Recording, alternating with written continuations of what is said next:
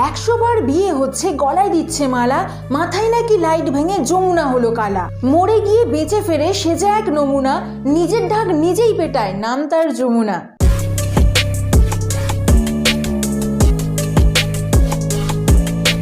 This is Riya, welcome to my channel. আমি জিংরি। আজকে আমি কথা বলবো বিশ্বসেরা ঢাকি যমুনাকে নিয়ে। তাকে বিশ্বসেরা বলার কারণটা হলো তিনিই হলেন প্রথম ঢাকি যিনি লোকের বিয়ে বাড়িতে ঢাক বাজাতে যান। কি বলছো জাতা? ইভেন বারে গিয়েও তিনি ঢাক বাজান, আর সেই ঢাকের তালে লোকজন মদ গিলে নাচে।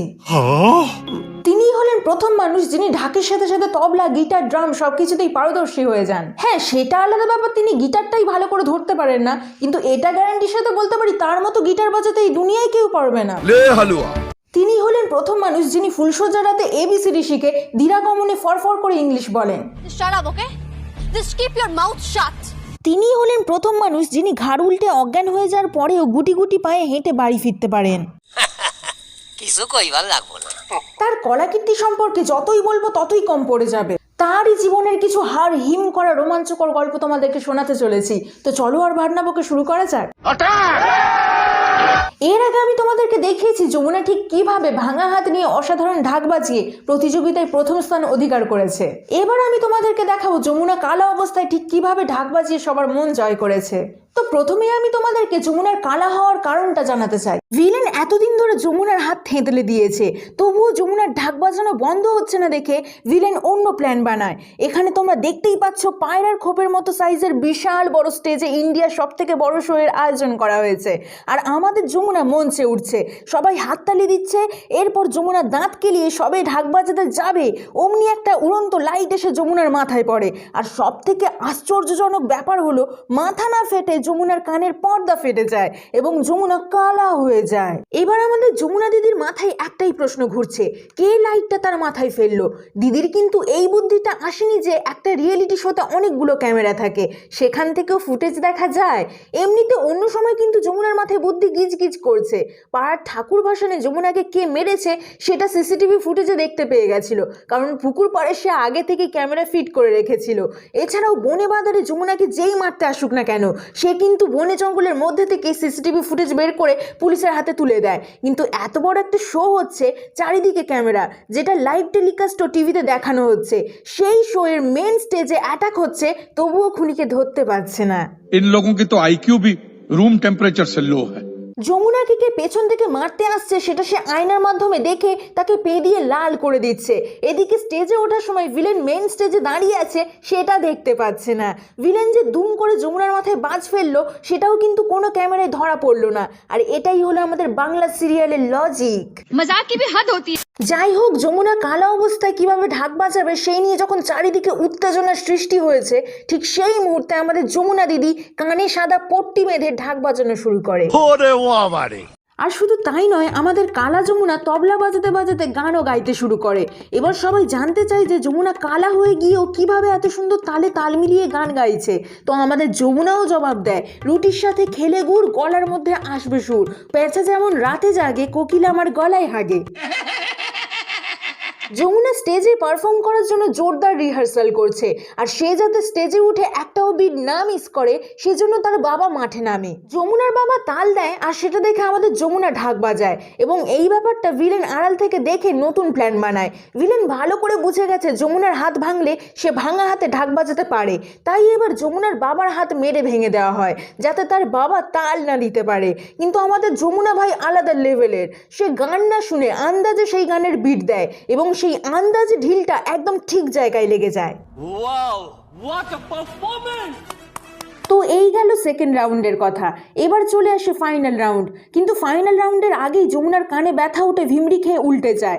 এরপর ডক্টর কানের অপারেশন করায়। এবার সাধারণত কানের অপারেশন হলে মিনিমাম 15 থেকে 20 দিন রেস্ট নিতে হয়, কিন্তু যমুনা কানের অপারেশন করিয়ে তার পরদিন ড্যাং ড্যাং করে ঢাক বাজাতে যায়। ডক্টর পই পই করে বলে দিয়েছিল যে There shall be no sound and there shall be no music. এবার তোমরা কি ভাবছো যমুনা ডাক্তারের কথা শুনবে? না না না, আমাদের যমুনা তো নিজেই ডাক্তার। সে পোঁত পাকামি করে অপারেশনের পরদিন নিজেই কানের ব্যান্ডেজ খুলে ধুমধাম করে ঢাক বাজিয়ে নিজের কানের খোল পরিষ্কার করে নেয়। যাই হোক, এবার আসি এই সিরিয়ালের নায়কের কথায়। ও সরি, নায়ক বলাটা ভুল। ইনি হলেন যমুনার অ্যাসিস্ট্যান্ট। যমুনার পেছনে ঘোরা ছাড়া এর আর কোনো কাজ নেই। Go to hell with your বউ। তোমার আর চাকরি করে কি লাভ? ইনি নাকি আবার বিদেশ থেকে পড়াশোনা করেছেন। আমি যথেষ্ট পড়াশোনা করেছি, আমি নিজে রিসার্চ করেছি। কোথা থেকে রিসার্চ করেছে ভগবান জানে ভাই। 2 বছর হয়ে গেল চাকরি পেল না। এই মানুষটা জীবনে ঠিক কি কি কাজ আছে সেটার লিস্ট বানিয়েছি।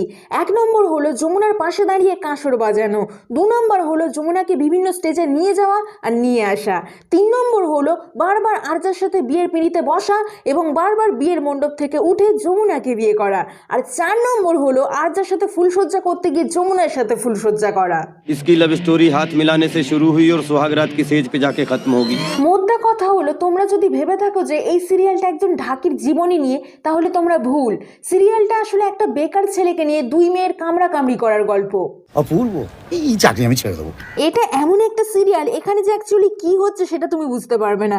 প্রথমে যমুনা মরে গিয়ে হলুদ চশমা পরে জ্যোতি সেন সেজে ফিরে আসে এবং হলুদ চশমা খুলতেই আবার তাকে সবাই যমুনা ভাবতে শুরু করে, কিন্তু যমুনা চায় তাকে সবাই জ্যোতি সেনই ভাবুক। Who the hell is this Jamuna ঢাকি? এবার বেশি পেছন পাকামি করে জ্যোতি সেন সাজতে গিয়ে সবাই মনে করে যে জ্যোতিই আসলে যমুনাকে খুন করেছে এবং ফাইনালি যমুনা নিজেই নিজের খুনের দায়ে জেলে চলে যায়। What the hell? এবার তোমরা কি ভাবছো যমুনা নিজের আইডি প্রুফ দেখিয়ে নিজেকে নির্দোষ প্রমাণ করবে? হ্যাঁ। কিন্তু না, আইডি প্রুফ, ডিএনএ টেস্ট এসব এখন ব্যাকডেটেড।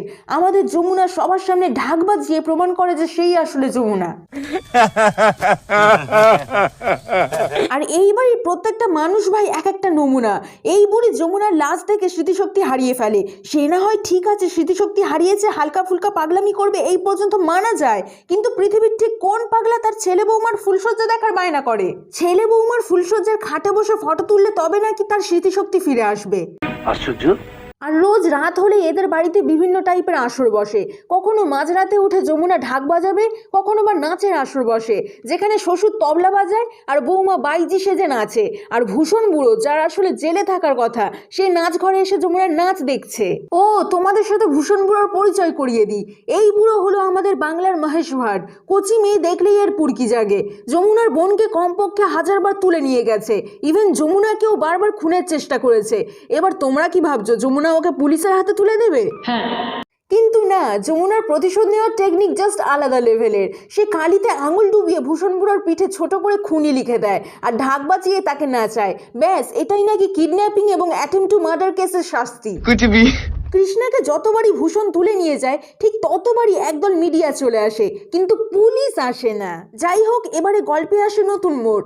যমুনা জ্যোতি পর্ব শেষ না হতে হতেই যমুনা ঝিমলি পর্ব চলে আসে। ঝিমলির বাড়ির লোক যমুনাকে কিডন্যাপ করে এবং যমুনার বাড়ির লোক ঝিমলিকে কিডন্যাপ করে। এরপর দেখা যায় যমুনাকে যে ঘরে বন্দি করা হয়েছে সেই ঘরের দেওয়াল একদম ঝকঝকে চকচকে, কিন্তু দেয়ালে ঝোলানো ফটোতে ধুলো জমে আছে। আর এটাই হলো বাংলা সিরিয়ালের লজিক।